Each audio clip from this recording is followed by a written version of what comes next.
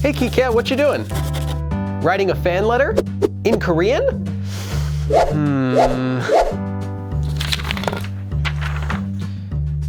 Oh no. Kikat, did you use Google Translate? Naver Translate? Don't tell me you used Bing. This is garbage. Look, you just can't use machine translation to write in Korean. Because you just... Let me explain. The future is now, and machine translation is one of the greatest technological achievements that we have today. You can translate anything instantly to and from hundreds of languages. I mean, there are even online translators for Klingon. Buitno. Now, machine translation isn't perfect, but in some situations, that's good enough, right? For example, if you're lost and need to ask for directions, it's not important to say everything perfectly. But Korean is one of those languages that machine translation just can't handle. Often the problem with machine translation for Korean is that it can make you sound, well, really rude. So because of that, I think you should avoid machine translation for Korean. Let's talk about why. 그럼 시작할까요? There are a lot of websites out there that offer free machine translation, but the largest one is definitely Google Translate. And in this video, we're going to compare Google, Naver, and Bing to see which one comes out on top. So let's try translating a regular sentence. How about 그럼 다음에 또 봐, which I say at the end of every video. This one means, well, I'll see you again next time. So let's see how our machine translators can handle it. First, Google gives us, then look again next time.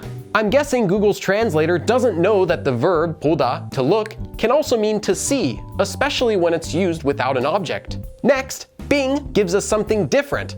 Then look at it again. I mean, these sentences are correct, literally, I guess. 또 보다 can both mean look again or see again, but just like with Google, there's some missing context. Finally, here's what Naver Translate has to say. See you next time. Now, I'm not sure why Naver Translate threw away the word 그럼, but it still did a much better job than both Google and Bing. So the winner here is Naver. Next, let's try some English to Korean. Here's where we get some problems. Just for fun, let's translate this. Hi, I'm a huge fan of yours, and I'm looking forward to your next release. Take care. I think a lot of people writing letters to K-pop singers would probably want to know how to write something like this. So first, Google gives us this. 안녕. 나는 너의 큰 팬이고 너의 다음번 릴리스를 기대하고 있다. 조심해. Google is off to a pretty bad start because the first word here is 안녕, which is casual speech. In Korean, the words you use can determine whether your sentence is polite or impolite.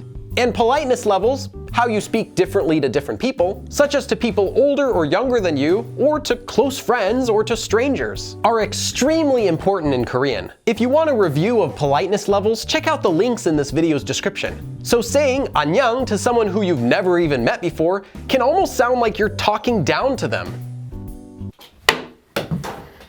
But we're just getting started. The next sentence starts with 나는, which is also casual speech for I or me. It really should be 저는 instead, since you're not really close friends with them. And next, this is the worst part. 너의, meaning your. 너 is how you say you to someone who you're either really close friends with or to someone you want to pick a fight with. 너가 잘해. Never, never, please never say no to a stranger. Google really should just delete that word from their database. We'll skip ahead a bit, but the end of that sentence has the verb 있다, which isn't even conjugated properly. And this specific grammar form also has no emotion to it. I look forward to your new release. Ha, ha, ha. This type of speech is also impolite, and you especially shouldn't use it to someone who you admire. And the last sentence is my favorite part. 조심해. 조심하다 literally means to be careful, so this is just telling them again in casual speech, be careful. Like telling them watch their back or something. Better watch your back, punk. Great job, Google. So close. And here's Bing's translation. 안녕, 나는 당신의 열렬한 팬. 그리고 앞으로 다음 릴리스를 찾고 있어요.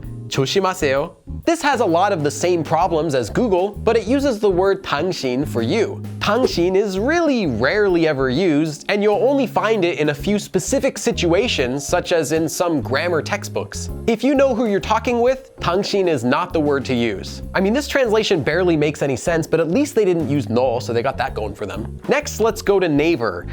Here we go. 안녕하세요. 저는 당신의 열렬한 팬이고 당신의 다음 앨범을 고대하고 있어요. 몸 조심해.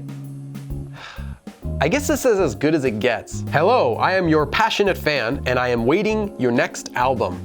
Take care of your body. Now, none of these three translations got the phrase take care right, but at least Naver tried. But still, even Naver messed up the politeness levels in 2 out of 3 sentences. And that's really the biggest problem with machine translations.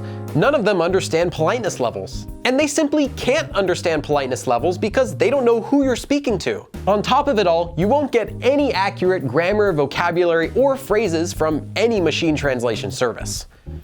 Now, machine translation has already improved so much over the past 10 years. There's a chance that in another 10 years, we might start seeing more useful, or at least more accurate machine translation for Korean. But for now, I'd avoid it as much as possible. If you do need something translated, try either hiring a professional or just asking a native Korean. And if you speak another language besides Korean, let me know how good or bad machine translation is for that language. Today is here. Thank you for watching. If your video was interesting every now since the video was uploaded, please press the subscription button. Then look again next time. I can't do this. Thanks for watching, and if you like what you see, click subscribe. 그럼 다음에 또 봐. This is terrible.